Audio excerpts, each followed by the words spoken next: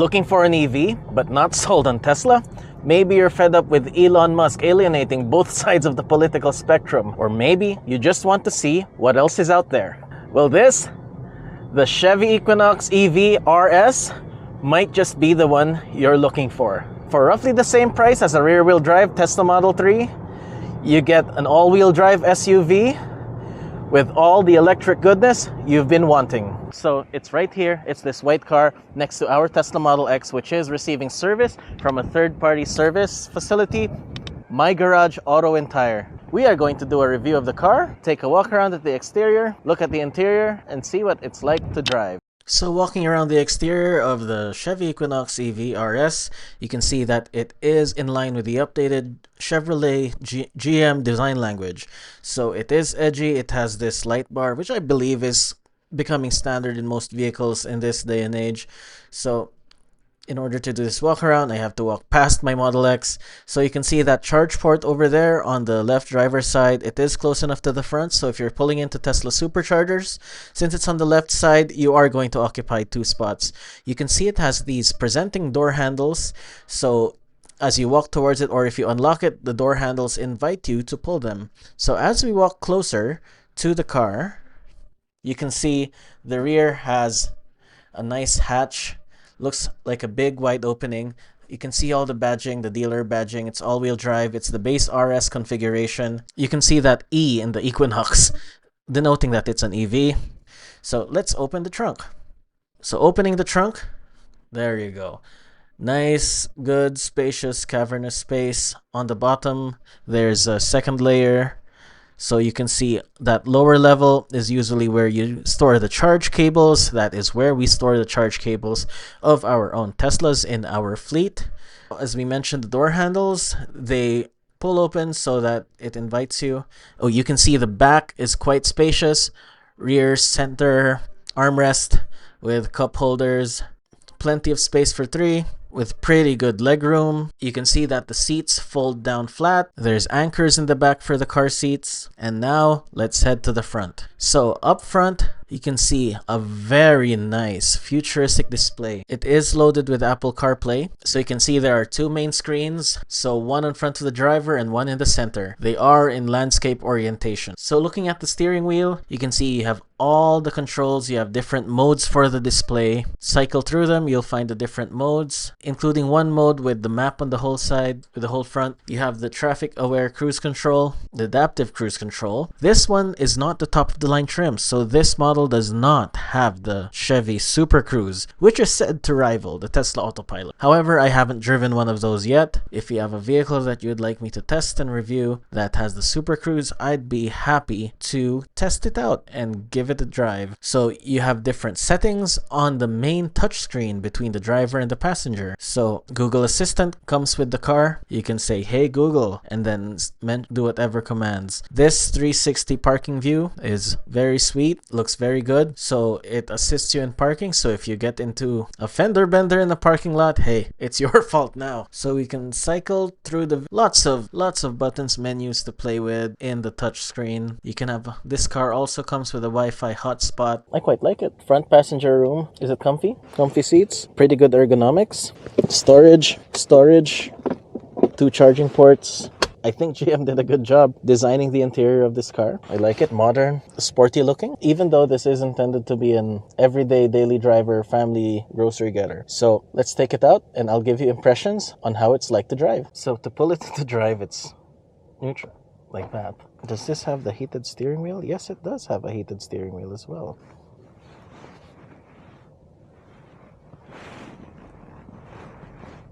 First impressions of the car is that it feels solid. Yeah, it's quite roomy.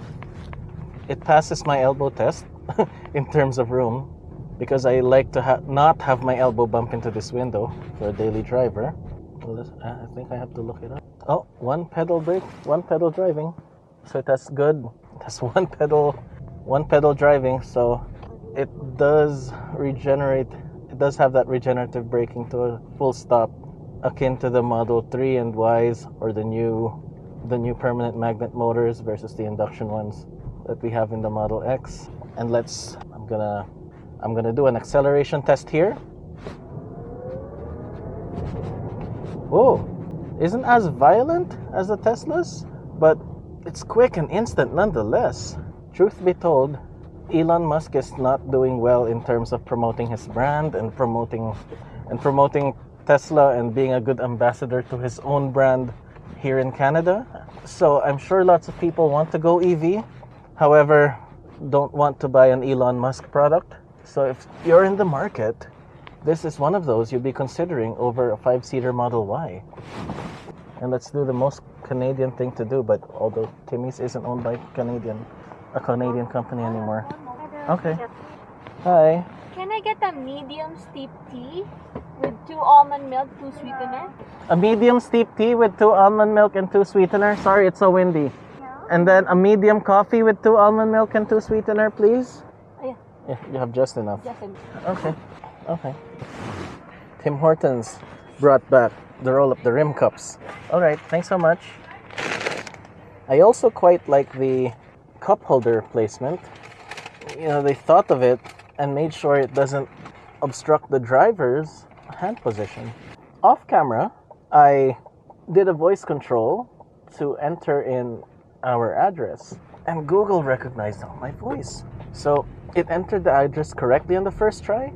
Even if it's a windy day right now, I find that the cabin noise, it's well insulated. Yeah, we just came from the highway. There were undulating hills up and down. I didn't feel any lack of power going up the hills and passing.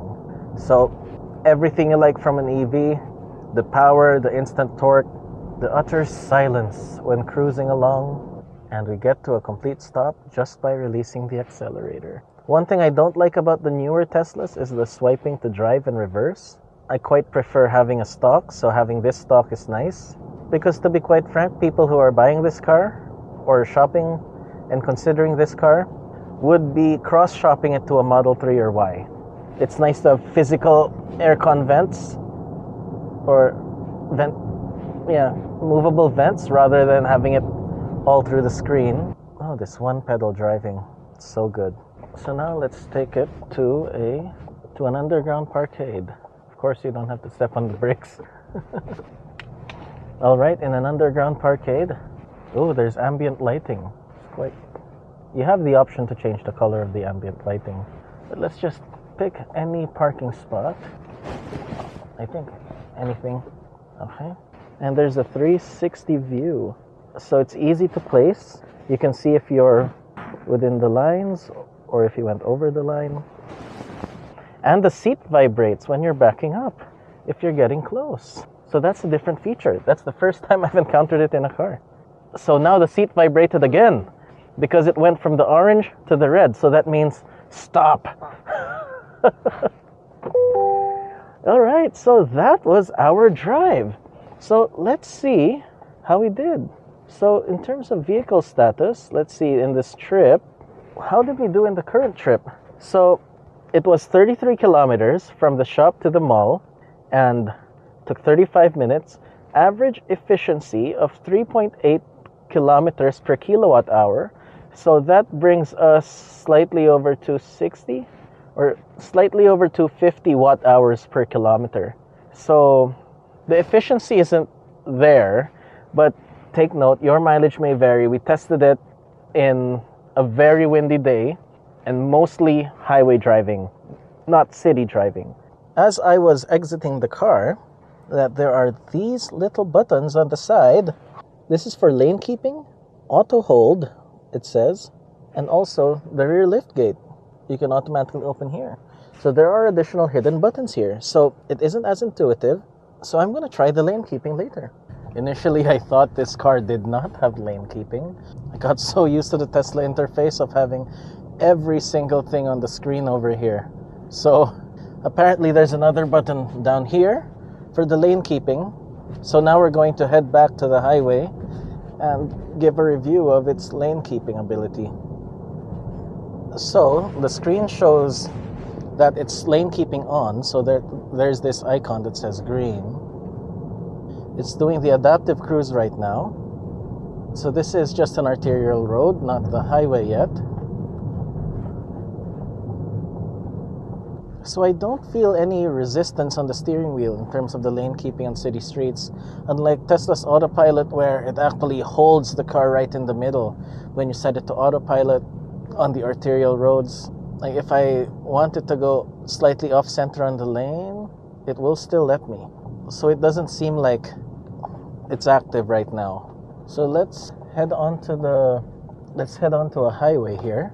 So this is Crowchild Trail. So we'll quickly merge onto a highway. So speed limit 80 kilometers an hour.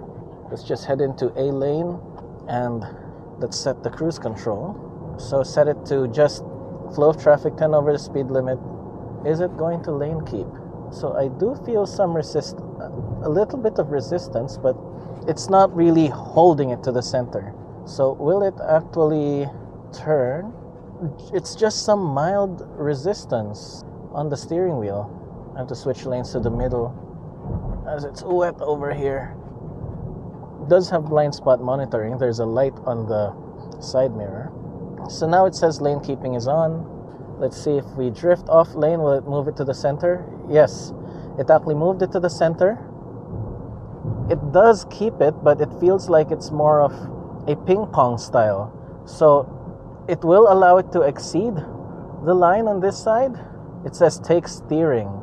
So it's not a hands-free driver experience like the Model Y, at least in this model as tested, in the base model, or at least in the RS model. So there is a lane keep assist, but it's not lane keeping per se in this particular vehicle. There's an F-150 Lightning passing us on the left. And the adaptive cruise control allows it to slow down to a stop. So overall, I would think that if you want a car that is inexpensive to buy, inexpensive to own, I would feel that as these cars age, the parts versus a Tesla would be quite a bit cheaper, quite a bit more affordable, because this would most likely share some parts with the regular Chevy Equinox Chevy Equinox gas model, which is quite a mass market car.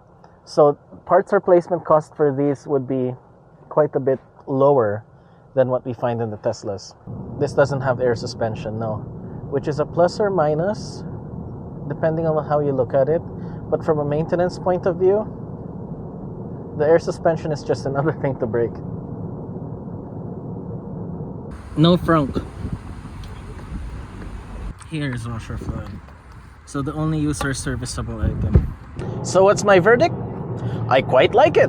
It comes well equipped at the base RS level. However, you are going to miss certain features like Tesla's actual Autopilot if you don't go for the higher trims, which include the Super Cruise, which is Chevy's equivalent lane keeping. This one just has like lane departure warning. Really, it's not really lane keeping. To me, it's just like, if you're used to an iPhone, you typically want to stay with an iPhone. If you're used to Android phones, you want to stay with an Android phone. So I've been driving Teslas for the longest time, for 9 years, and my wife just commented it's just quite hard to switch from one vehicle to the other. Let's say from our Tesla Model 3 to this. If you're coming from a Tesla, you'll miss certain things within the Tesla ecosystem, the Tesla app, the seamless supercharger connectivity. But again, if you want something outside of Tesla because you don't like Elon Musk, it's hard to disassociate the CEO from the company, this might be a viable option. If this base model SUV can be had for cheaper than a Tesla Model 3 rear-wheel drive, we do have a compelling option at our hands. Personally, I like the Tesla ecosystem. I couldn't care less about what Elon Musk says anymore. I like the smaller size and efficiency of the Model 3. The only thing I don't like about EVs in general is that they have huge depreciation based on what we have seen so far in the used car market. They depreciate more like computers or even Mercedes or BMWs. They just drop like a rock. So if you're gonna get a new one of these, I'd highly suggest lease it. So if the value is less than the residual value at the end of the lease term, you can just hand it back in. Otherwise, if you try to finance one of these, you're going to be negative equity for a while. I still think that the Model 3 is the perfect daily driver. Same way we use iPhones, even if you can argue that the Androids are better and they have more functionality. It's just that they're seamless and there's ease of operation. And here's a video of why I think the Tesla Model 3 is the perfect daily driver for a lot of people. Hope you enjoyed this. Please hit the like button if you do, dislike if you didn't. And I'll see you in the next one. And thanks so much for watching.